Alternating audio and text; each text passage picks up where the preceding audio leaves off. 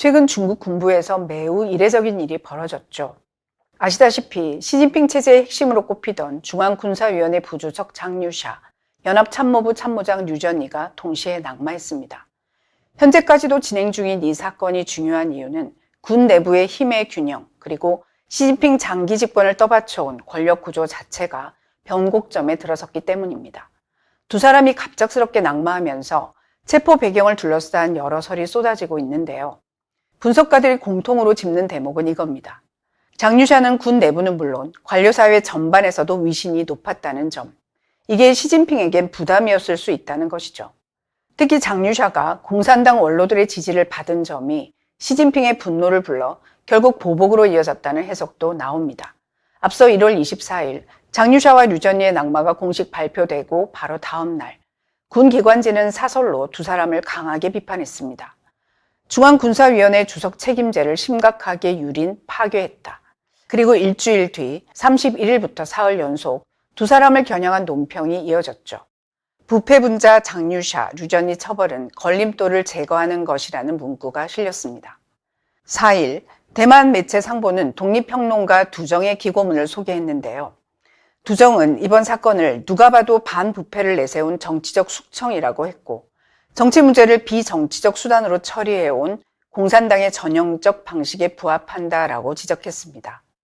여기서 중요한 포인트가 하나 더 나옵니다. 일각에서 장류샤 쿠데타 공모설이 제기됐지만 두정은 고개를 저었는데요.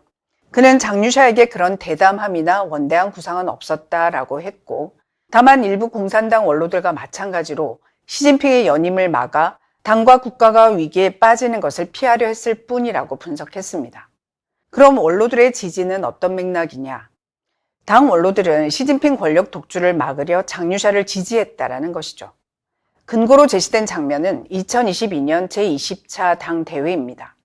당시 72세였던 장류샤는 중앙군사위 부주석직을 유지했는데요. 이건 7상8하라는 수문규칙, 즉 67세는 올라가고 68세는 은퇴한다는 관행과 어긋난 일이었습니다.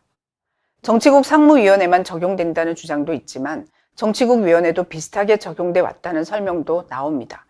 다만 시진핑은 68세가 넘었더라도 자신의 측근은 고위직에 임명하거나 유임시키며 정권 장악을 강화해 왔다는 흐름도 언급됐고요. 당시 중화권 평론가들 사이에선 시진핑이 군권 안정을 위해 핵심 지지 기반인 태사당 인사를 유임시킨 결정이라는 해석이 많았는데요. 두정은 정반대로 봤습니다. 실제로는 시진핑의 독주에 불만을 품은 일부 원로들의 지지를 받아 장류샤가 강제로 자리를 지킨 것이고, 그건 중국 정치의 향방에 영향력을 행사하려는 의도였다는 주장입니다. 장류샤는 중앙군사위 제1부주석, 군서열 2위로 거론됩니다. 태자당 원로급 인사로도 분류되고요. 두정에 따르면 장류샤는 20차 당대회 이후 정치 개입 의지를 가진 원로들과 긴밀히 접촉했고, 그 과정에서 군 내에서 시진핑의 권한을 사실상 무력화하는 듯한 움직임을 보였습니다. 그리고 이 과정에서 시진핑을 크게 자극한 결정적 행동도 있었다고 하네요. 정리하면 여기서부터 군 내부 갈등이 구조화됐다는 겁니다. 시진핑은 측근 허웨이둥과 мя오화를 중앙군사위 부주석 두 자리로 앉혀 각 군사와 정치 공작을 맡길 계획이었다고 합니다. 그런데 장류샤가 원로들의 지원을 받아 자리를 지켰고 자신의 측근들을 20기 중앙군사위에 진입시켰다는 겁니다. 이 과정에서 리쌍푸가 국방부장에, 류전리가 연합참모부 총참모장에 임명됐고요. 결과적으로 중앙군사위 핵심 7인이 시진핑, 허웨이둥, мя오화 계열과 장류샤, 류전리, 리쌍푸 계열로 두 쪽이 난 거죠. 그리고 현재 중앙군사위에는 주석 시진핑과 제2부주석 장성민만 남은 상태고요. 이제부터는 견제와 반격의 구체 장면이 이어집니다. 두정에 따르면 허웨이둥은 군 내부에서 시진핑의 감시자 역할을 하며 장류샤를 견제했습니다. 허웨이둥과 мя오화는 장류샤를 치기 위해 군수 비리가 집중된 장비 체계와 핵무기를 관할하는 로켓군을 겨냥하자고 시진핑에게 조언했다는데요. 직접적 표적은 리쌍푸, 궁극적 표적은 장류샤였다는 겁니다. 2023년 7월 26일 중앙군사위 장비발전부는 이런 발표를 합니다.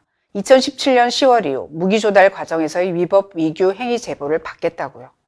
두정은 이 조치가 과거 장비발전부를 이끌었던 리쌍푸를 정조준한 것이라고 봤는데요.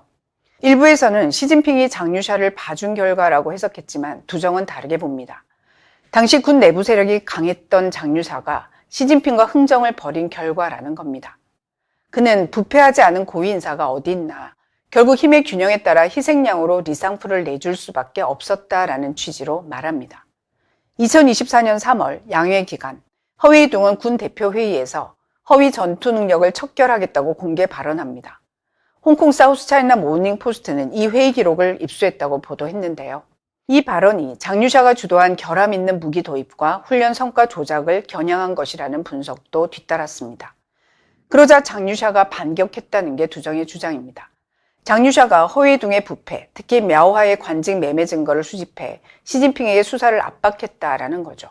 그 결과 지난해 10월 허웨이둥 계열의 상장, 중장들이 대거 낙마했다는 건데요. 이들은 대부분 мя오하에게 돈을 주고 승진한 인물들이었고 관련 증거는 장류샤가 쥐고 있었다는 겁니다. 그러니까 시진핑이 자발적으로 단행한 자기 혁명이 아니라 궁지에 몰려 어쩔 수 없이 결단한 조치라는 해석입니다. 이 과정에서 장성민 부주석이 양면파로 지목됐다는 내용도 나옵니다. 장성민은 양측 모두의 포섭 대상이었는데 시진핑과 허웨이둥이 장비 비리 수사를 추진할 때는 집행자 역할을 했고 장류샤가 허웨이둥을 몰아낼 때는 мя오하 허웨이둥의 범죄 증거 수집에 협조하며 양쪽을 오갔다는 설명입니다. 다만 시진핑이 최종적으로 장류샤 제거를 결심하자 다시 시진핑 편으로 돌아섰다는 관측도 있습니다. 2025년 10월 열린 사중전회에서 장성민은 중앙군사위 부주석으로 승진했지만 정치국에는 진입하지 못했습니다. 이로써 장류샤는 군내 유일한 정치국 위원이 됐죠. 두정은 사중전회 이후 군대상 연설에서 장류샤의 기세는 마치 군 중의 왕 같았다라고 표현합니다. 그리고 이 점이 오히려 시진핑의 최대 경계 대상이 됐다는 분석입니다. 즉 이런 구도가 계속되면 21차 당 대회에서 장류샤 지지 세력에 의해 시진핑이 밀려날 수 있다는 공포를 느꼈고 그게 장류샤 낙마로 이어진 권력 투쟁의 레드라인이었다는 것이죠. 그 다음은 누가 장류샤를 체포했느냐라는 쟁점입니다. 일부는 중앙경위국을 지목하지만 두정은 다른 주장을 내놓습니다. 허웨이둥과 мя오하가 장류샤 제거를 위해 허베이성의 정규 군 체계와는 별도의 사병 조직을 만들었고 허웨이둥 실각 이후 이 조직이 차이치의 손에 넘어갔다라는 겁니다.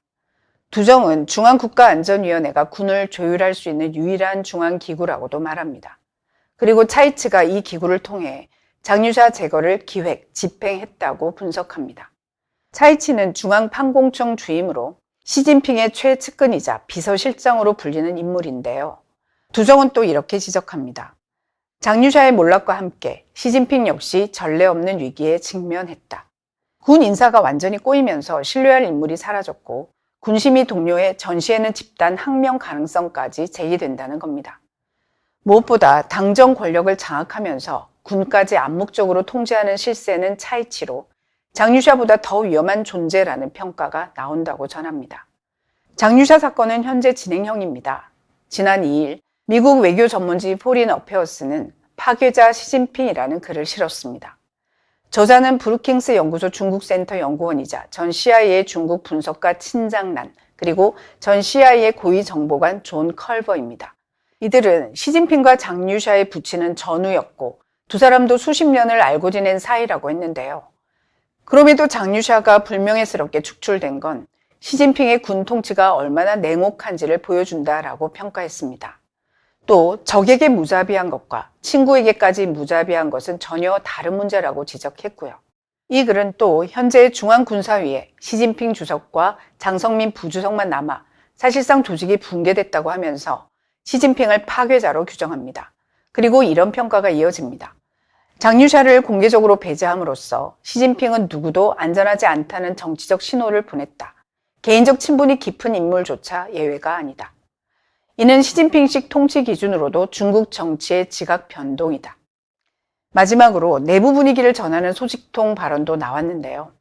공산당 내부 사정을 아는 한 소식통은 장류샤 류전리 처리로 군 내부가 크게 흔들리고 있다면서 지금은 당 중앙의 군대 영도라는 말만 나와도 문관 모두 침묵하거나 소극적으로 저항하는 분위기라고 전했습니다. 또 이런 비협조가 관료체계 전반으로 번지면서 공산당 통치 기제의 작동력을 계속 약화시키고 있다고 말했습니다.